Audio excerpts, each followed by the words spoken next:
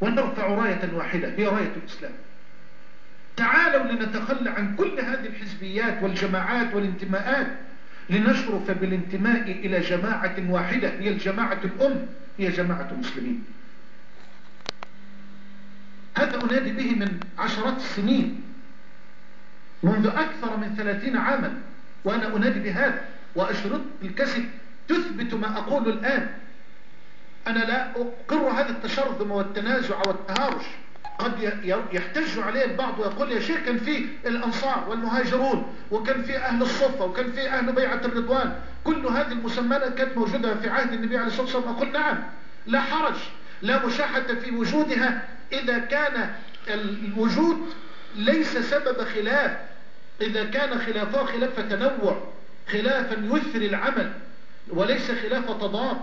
إنما الخلاف الموجود الآن بين هذه الجماعات خلاف تضاد، وليس خلافا يثري العمل ويثري الدعوة إلى الله تبارك وتعالى. ولذلك أنكر النبي عليه الصلاة والسلام هذه المسميات حين تحولت إلى نعرة، حين نادى المهاجرين وقال يا للمهاجرين، ونادى الأنصاري وقال يا للأنصار. قال عليه الصلاة والسلام دعوها فإنها منتنة، والله إنها منتنة، دعوها فإنها منتنة. فأنا لا أقر أبدا هذه التشرذمات وهذه التجاذبات والتنازعات، وأدعو الجميع أن نلتقي في تحت راية واحدة ليرة الإسلام. وأؤكد أنه لن يحدث هذا آلية التنفيذ اللي كان بيسعى على الأستاذ حمدي والأستاذ مجاهد. آلية التنفيذ أن يتقدم الأزهر، آلية التنفيذ أن يتقدم الأزهر، وأن يملأ هذا الفراغ، وأن يحتوي ويدعو العلماء والدعاء والمؤثرين في كل هذه الأطياف وفي كل هذه الجماعات. أنا طالبت في بعد أول أيام الثورة وأنا أقدم ورقة عمل للمجلس الأعلى والإخواننا الأفاضل، والورقة دي موجودة الحمد لله على قدر يعني عجري وبجري قدمتها من أبي الحب لهذا الوطن وهذا البلد. طالبت بأن تشكل هيئة لكبار العلماء بقيادة أو برئاسة والدنا شيخ الأزهر، هيئة لكبار العلماء لا تقتصر على علماء الأزهر وإلا هنقع في هذا الخلل اللي احنا وعيد فيه. إنما لو هيئة لكبار العلماء تشتمل على كل علماء مصر على اختلاف انتماءاتهم وأطيافهم، والعلم واضح مبين. العالم يحتاج إلى من يقول هذا عالم أو هذا جاهل، بل له أدواته التي تقدمه وله تاريخه الذي يقدمه. فلينتقى هؤلاء في ظل هذه الهيئة الكبيرة للعلماء برئاسة الوالد الفاضل فضيلة الإمام حفظه الله، وبعدين تجلس هذه الهيئة لمناقشة أي نازلة وأي مسألة من مسائل الخلاف اللي بتعرض على الأمة. تصور حضرتك لما تطلع فتوى موقع عليها 100 عالم من علماء مصر، فيهم علماء الأزهر وعلماء السلفيين وعلماء الإخوان وعلماء الشرعية وعلماء أنصار السنة. قضية مذهلة والله العظيم لا يتوقع ثمرتها ولا نتائجها. ما فيش ابن من أبنائنا ولا شاب من شبابنا هينحرف بعد ذلك، لأن ده علماء الأمة ما يقدرش وإلا يبقى مخالف لإجماع هؤلاء الأفاضل في مصر. هذه الهيئة لو شكلت أنا قلت هي اللي تبقى أنا أرجو الله أن تكون مجلسا استشاريا حتى يبقى حلقة الوصل بين رئيس الجمهورية وبين الأحداث والنوازل وحاجات الشعب هذه الهيئة. لأننا الحقيقة أنا إلى الآن بطالب أن يقدم رئيس الجمهورية أو أن يختار رئيس الجمهورية وأن يختار رئيس الوزراء له مستشارين من أهل العلم والدين. الله سبحان الله، لماذا يؤخر إلى هذه اللحظة أهل العلم وأهل الدين؟ لماذا لا يقدم أهل الفضل ليشيروا على أهل القرار وأصحاب القرار بما يرضي الكبير المتعال والعزيز الغفار سبحانه وتعالى؟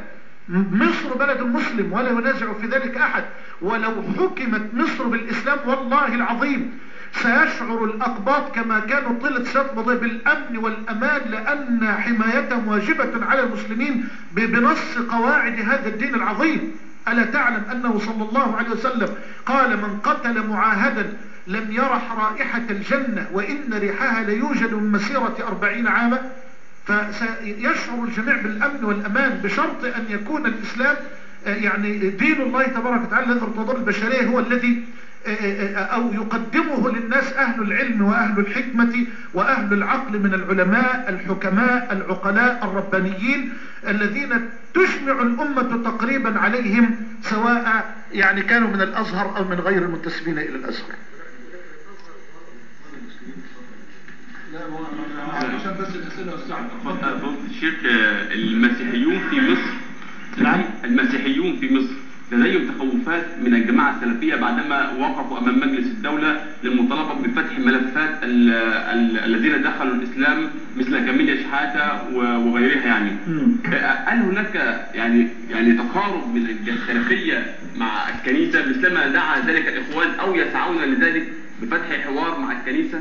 نعم، نحن لا نرفض أبدا هذا الحوار. أنا أتكلم عن نفسي، لا أرفض أبدا الحوار مع أي جهة، مع الأقباط أو مع الليبراليين أو مع من ينتسبون إلى المنهج الصوفي. يجب أن يكون الحوار مفتوحا ومبنيا على الأدب وعلى الاحترام، وأن يسمع كل واحد منا الآخر في إطار الحدود التي ذكرتها الآن في حوار النبي مع عتبة ابن ربيعة. فلا مانع على الإطلاق من هذا الحوار.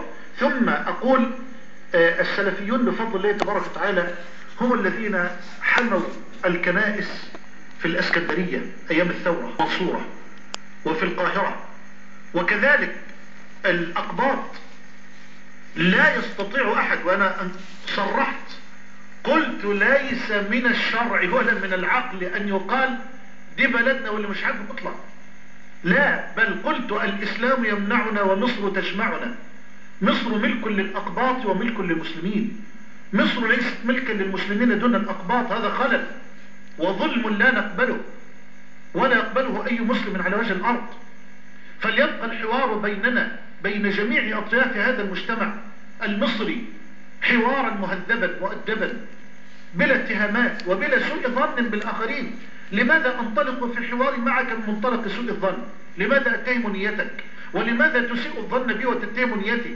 فلنتحاور فيما بيننا بأدب وإجلال وتقدير واحترام للآخر، ولندع في النهاية الحكم في أي مشكلة من المشاكل لشعبنا المصري الذكي العبقري الذي لا يستطيع عالم مهما كان وزنه، ولا حزب مهما كان قدره، ولا جماعة مهما كان تشكيلها ووجودها أن تضحك على هذا الشعب وأن تخدعه.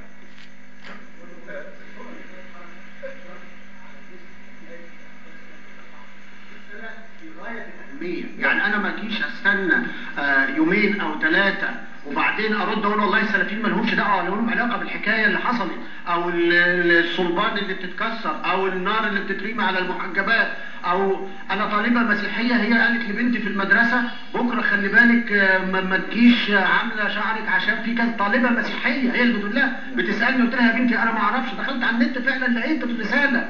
ففي تاخر في الرد من الحركات الاسلاميه على ما يثار من مثل هذه الاشاعات، وهذا التقصير يجب أن يزول في المرحلة. بصراحة أنا أول مرة أشوف صحفي الجمهورية إرهابيين في الطرح.